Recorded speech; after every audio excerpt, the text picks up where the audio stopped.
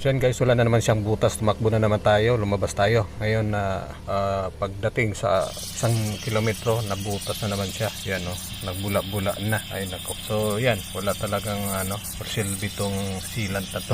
So ayan, bula ng bula. So ngayon kailangan na natin magpalit ng reserba para makabalik tayo at magpa-bulkate na naman tayo. Kapag naka-stop naman siya, kasi siyang nagtatapal ng butas, nawawala yung butas. Ito yata nito, nakatambay na lang tayo para hindi siya mabutas. Parang sabon, Paps, ang laman nitong sealant na to.